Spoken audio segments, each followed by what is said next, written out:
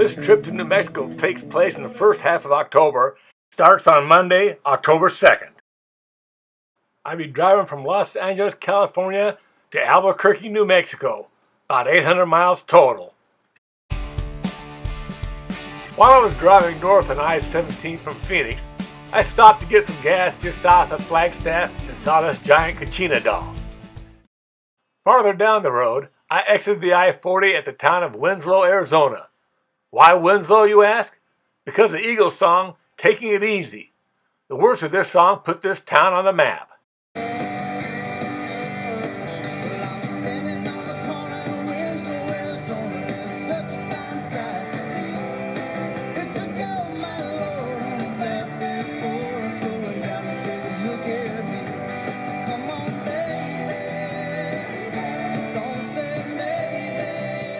Besides the great murals, there were two statues honoring the co-writers of the song, Glenn Frey and Jackson Browne.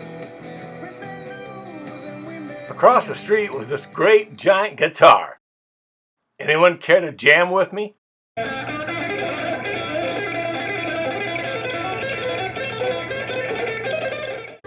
Down the road a little farther, I came to the Here It Is Jackrabbit Trading Post.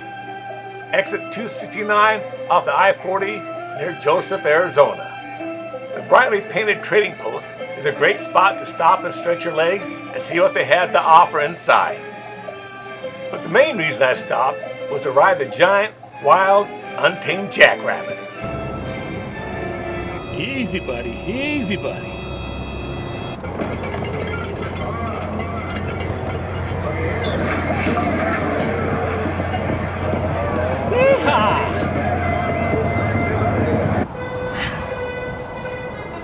Hi-ho, Silver! Some of us kids never grow up. My last stop for the day was going to be in the town of Holbrook, Arizona.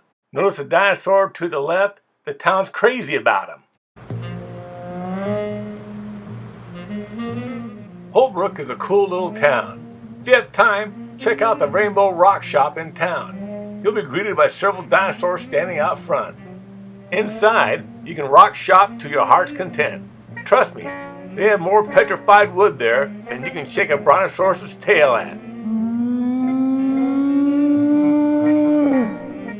There's another dinosaur. It's at the Powwow Trading Post, which offers, among other things, rocks to purchase. Holbrook is located on old Route 66, so you'll see several things honoring the Mother Road there. Like this mural on the side of a building, and this one claiming to be the world's longest map of Route 66. I didn't measure it, but I'll take their word for it. If you ever plan. Here's something interesting. A street named Bucket of Blood. You don't see that every day. The street got its name because back in 1886, a fight broke out in the cottage saloon that ended in so much death that the floors were said to be slick with buckets of blood. After that, it was time to go to my motel. Fortunately, it had no association with buckets of blood.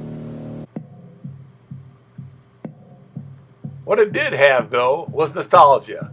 It was a wigwam motel. The sign reads, "Have you slept in a wigwam lately?" Well, not lately, but this is going to be the third time that I've stayed here. What can I say? I'm a sucker for places like this. Here I am at my wigwam. Care to light up a peace pipe? At one time, there were 7 wigwam motels across the United States. Now there are only 3 left. One in Kentucky, one in California, and this one in Arizona. This one in Holbrook was built in 1950, and it's been listed on the National Register of Historic Places since May 2002. If you're expecting luxury and a chocolate mint on your pillow, well then, you're better off going somewhere else. Don't get me wrong, my room was small, but it was nice and clean and quiet. But it will never be mistaken for the Waldorf.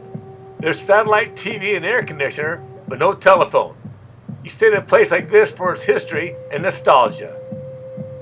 All over the motel grounds were scattered vintage automobiles from the 1960s and earlier. It was fun just to walk around and take a look at them. After going out to get a bite to eat and stopping by the Geronimo Trading Post to see the world's largest petrified tree, I went back to my wigwam. By the time I got back, the sun had set and the lights were coming on. giving the wigwams a whole new look. It had been a busy day, and it looked like it was going to be even busier tomorrow. The first thing I did that next morning was make a 20-mile drive to the southern entrance of the Petrified Forest National Park. And the first thing I did after that was make a short drive to the visitor center, the Rancho Forest Museum. Inside were some skeletons of prehistoric animals and this huge, polished chunk of petrified wood. Directly behind the visitor center, Rancho Forest Museum, is a giant log trail. If you can only go on one trail, go on this one. It's short, under a mile, it's paved, but there are some stairs, and it has a great collection of petrified wood. Here I am just chilling and soaking in the wonder of the place. In the petrified forest right here by a giant petrified log. Next up was a short drive to the Crystal Forest Trail. This is a great trail too. It gets its name from the presence of crystals found in the petrified logs in this area. Here's some more petrified logs on the trail, and now I'll zoom in on that land formation in the distance. Well, I've got a lot to see and do here, so I might as well head back to the car and go to my next stop.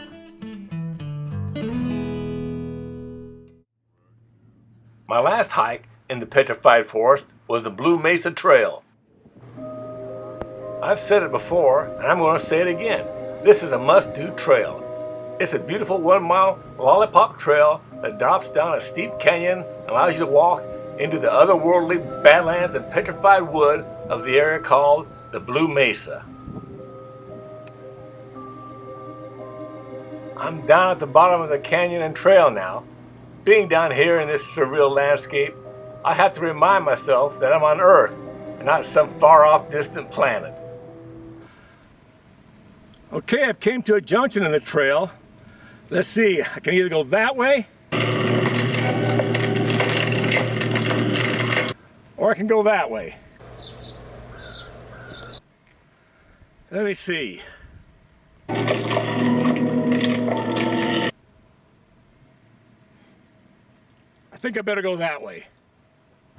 Here's the trail winding its way through the otherworldly badlands of the Blue Mesa. The bluish-purple color of the hills are due to the bentonite clay in it. In case you didn't know it, stripes are in this year. Here's a giant petrified log sitting on a pedestal. I had went full circle and was faced with a steep trail back up to the car. I handled it the only way I knew how. Trail's going uphill. Time to get the thumb out. Trying to hitch a ride.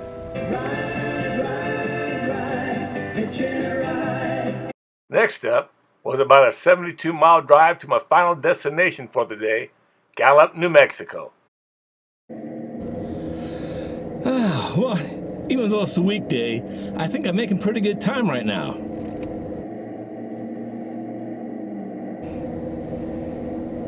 Speed enforced by aircraft. Well, I guess a few miles over the limit won't hurt anything. Whoa! That guy was flying! I guess he's got to go to the bathroom pretty bad. Oh no, what's that sound? I hope it's not the car.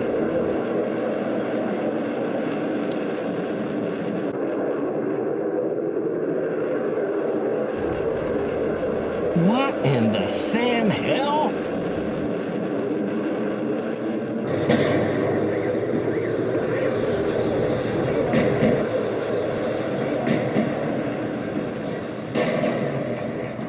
Wow, that's a game changer. You know what? There's a lot to be said about going the speed limit. Gallup's a nice city, and I wish I'd had more time to go looking around. Like seeing this giant Kachina doll on the side of a street. Here's a statue dedicated to the Navajo code talkers of World War II. Gallup even has a muffler man. These giant figures once dotted America. Now this particular muffler man has lost the car muffler he was holding and is now wearing a cowboy hat. Because of that, he is now known as the Dude Man. Now here's something different that I came across that I thought was interesting. Did you know that Gallup has its own Devil's Highway? Yep, Route 666. Back in 2003, cowardly politicians renamed it, but it is what it is.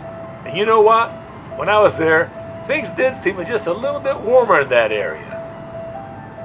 Speaking of cowardly, you can see that some idiots have defaced the 666 sign. I'm sure they'll be dealt with in due time.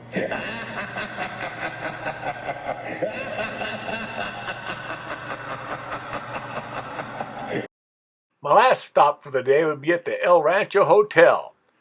Charm of yesterday, convenience of tomorrow. The plan was to look around and then have dinner there. This is what you see when you step inside the hotel. It was magnificent. Taking a trip up that flight of stairs, located on old Route 66, the El Rancho Hotel first opened up its doors in 1937. This is the view from above, looking back down. The hotel soon became a home away from home for Hollywood actors who were in the area making films on location. The list of actors who had stayed here is as long as the Hollywood script. Some of the names include John Wayne, Kirk Douglas, Betty Grable, Humphrey Bogart, and Susan Hayward. Here's a picture of the Duke on the wall, one of John Garfield. Here's a photo still from the movie Colorado Territory. And this one's of Richard Farnsworth. And now it's time to go get something to eat. I passed this wooden Indian on the way to the dining room. This is the view of the dining room from my table. The menu was pretty clever, with items on it named after different actors. I went with the John Wayne burger. The Baja guacamole and cheddar jack cheese caught my eye. This is what that bad boy looked like when they set it on my table. It was huge, it was delicious, and I made a pig out of myself. No wonder I had no trouble falling asleep that night.